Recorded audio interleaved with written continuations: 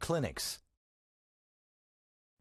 All day long, we've been talking pothole problems on today's TMJ4, from the worst potholes in the city to how much repairs could cost you. But is the city responsible for the damage to your car? The I-Team's Casey Geraldo found out asking for help may not go the way you hope. So far this year, the city's gotten 45 requests to pay for pothole damage. Not one of those people has seen their money back. And these potholes, I hit 2 of them. On a spring day 2 years ago, an unexpected roadblock sent Alex Terry into a hole. There's nothing wrong with the right lane, but when they put that barricade out there, it forced me to go into the other lane. That's when I blew out the tire. He sat down with us shortly after the city told him it won't pay for that damage. If there had been 1 tire, I would have been to build it. No big deal. But this was 2, costing more than $700. So Terry asked the city to cover the bill. What do you think of the claims process? It's long.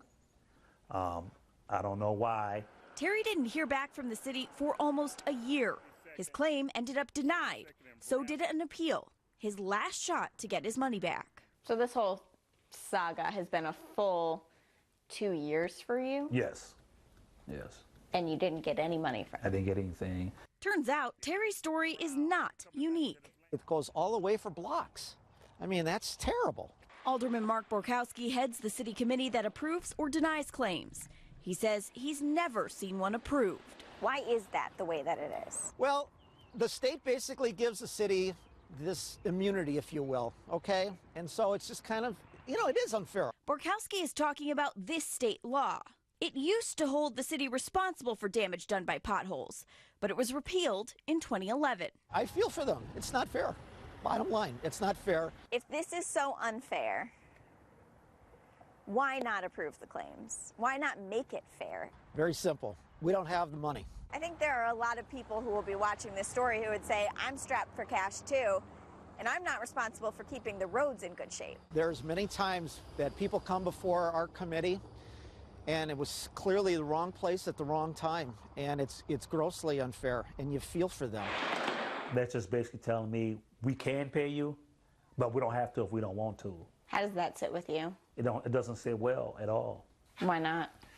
I'm going to work like I normally do, and then something like that happens. It takes money out of my pocket, and there's no recovery. Money Terry saved for a vacation. It was just a good thing that I just happen to have the money. But like I said, there's a lot of people who don't.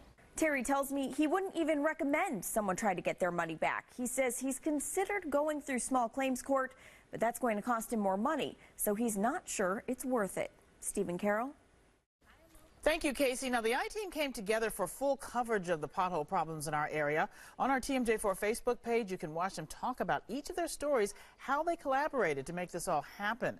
Between the 4 of them, they discovered the process of reporting and fixing potholes, what it could cost if you do get damage, and where the worst pothole is in the city. You can see all of their reports at tmj4.com/potholes. Olympic